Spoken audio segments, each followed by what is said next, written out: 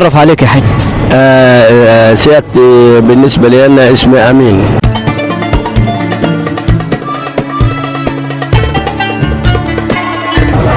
ومؤمن بالله وأحب كل المسلمين والإسلام والنصارى كله بالنسبة لهم هم حب من الله، والحب ده للكل مش الواحد بس، للكل، والناس كلها هتيجي محبوبة ايه عشان خاطر سيدنا النبي.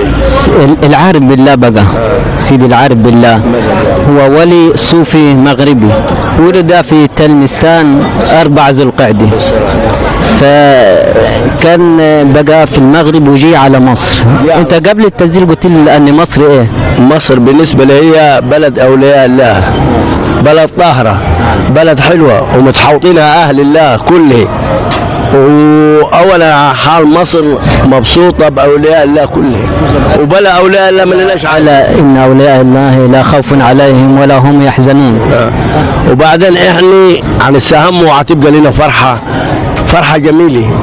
ليه الحاجات دي هتفرح الكل مش واحد بس، الكل، وبدل ما هيبقوا 1000 هيبقوا 2000 سنة، هيبقوا 3000، هيبقوا 20,000، هيبقوا. سنك كم سنة بتيجي العارف بالله؟ من انت عندك كم سنة؟ انا بالنسبة لي انا من عندي 20 سنة. من 20 سنة. بس المحبة هو بيناديك، هو هينادي المحبين كلهم مش انا بس، الكل، طول ما يحب الكل يبقى الكل معاه. ورسالتنا بقى لكل واحد بقى بيحب اهل البيت بقى والشباب بقى، اللي يحب اهل البيت ديتي ليه موقف كبير عند اهل الله، وليه رسالة حلوة عند اهل الله. امين اسم جميل امين. يعني امين دي بقى اختيار الوالده ولا الوالد؟ والله اختيار الوالده والوالد الاثنين.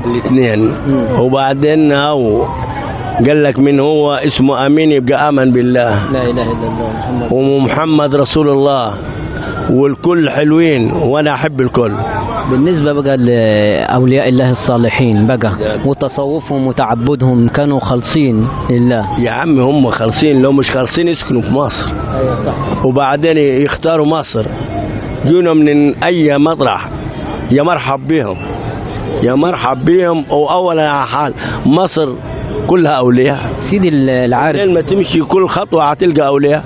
سيدي العارف بالله اللي هو لقب بألقاب عديدة، الصلاة على النبي، لقب باسم حسين أبو طقية وفحل الرجال والعارف بالله. أنواع كل واحد عم ايه على حسب كلامه. يكن هو اسمه الشيخ أحمد، اسمه أحمد. أحمد العارف. أحمد العارف. عارف بالله. كان ورع، وكان والي صوفي، وكان تبع أهل الله ملو يعني. هو ينتمي للحسين، الكل مجتمعين مع بعض، الكل مجتمعين مع بعض وحلوين. كل واحد مختار محافظة منوره. لآل البيت عز لا يزول وفضل لا تحيط به العقول. فاحنا مبسوطين بهم. وبعدين اولا حال هم اللي سكان مصر. أيوة. حمينا من جميع الاجناب. نعم صح تمام. وكل ما كده ندعوا مدام احنا جايين نزورهم ليه؟ عشان الحب بتاعهم، هم اللي ماسكين الاداره كله وماسكين الشغل كله ومنوريني. يعني رسالتنا بقى دايما بنوجهها لشبابنا. الشباب بالنسبه له اللي هو الصالح وعيبقى تمام وقلبه عايلين لاهل الله، ديت عايز سحب وحده من غير ما حد يقول له تمام. واللي ماشي كده ما هتقدرش لا تقول له كذا ولا تقول له كذا. يعني انت بتعلم اولادك مثلا حب اهل البيت وان هم يزوروا الاولياء؟ مش سيبك من اولادك، هتعلم الكل لما تيجي واحد وترسيه هتبقى محبه.